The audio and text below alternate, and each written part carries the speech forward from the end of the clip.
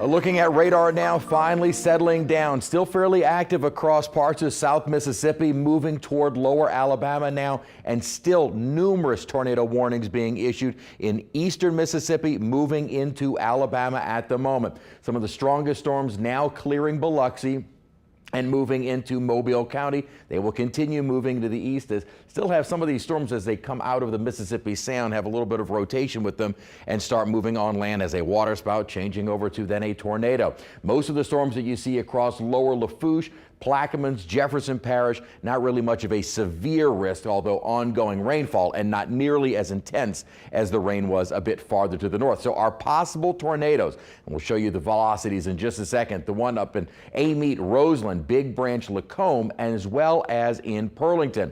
Again, this is very, very preliminary. Weather Service will send out survey teams perhaps tomorrow to begin the assessment. So let's start 6 o'clock. This was that rotation we were starting to see as it moved toward Amite, Roseland. Certainly from Mike McDaniel, the damage that we saw there looks like it is consistent with a weak tornado. So let's zoom on down to the south. Remember that little rotation we saw coming out of the western part of Lake Pontchartrain. That little rotation continued as it moved toward Mandeville, but stayed more to the south and eventually moving toward the Fontainebleau State Park, but more so Big Branch Wildlife Refuge and Lacombe before pushing inland. It looked like that circulation or the rotation started to weaken. Then we had another little area of rotation that was around New Orleans east. Venetian Isles would stay to the north, but continued as it moved over Pearlington and then eventually kind of weakening as it approached Bay St. Louis. So at least 3 distinct rotations showing up on radar, and it looks like each of those 3 did have some damage associated with it.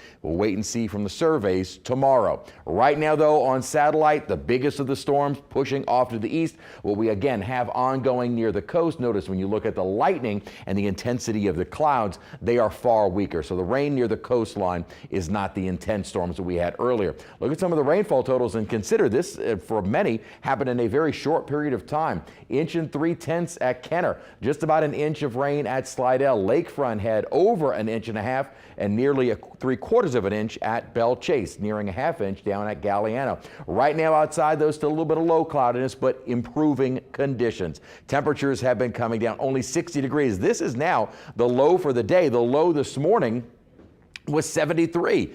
We're cooler than that. Now, dew points in the 50s. They will be coming down overnight tonight, and it will be cooler as we get the day started tomorrow.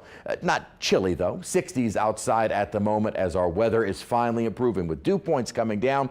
And boy, once that line moved on through, the winds almost immediately diminished, and still a bit of a breeze, but far lighter than they had been. But notice still a southerly wind. Once our front moves on through, we're going to have more of a westerly wind during the day tomorrow. So the energy is lifting to the north, but still packing quite a punch for areas off to our east where there is still a risk of tornadic storms. As the upper energy moves away, it is still quite potent across Alabama. That'll eventually likely weaken as that system continues into Georgia, with the main energy lifting up to the north. So for us, clearing skies overnight tonight and improving weather. Beautiful day tomorrow with lots of sunshine, and a lot of sunshine for Friday as well. That front may try and move back northward as we head into Saturday, beginning to bring back a few spotty showers and maybe some more isolated to spotty during the day on Saturday. I know Hogs for the Cause gets started this weekend. Friday will be great. Saturday may have a few isolated showers to contend with, but at the moment we'll keep our rain chance on the low side, as both the GFS and the Euro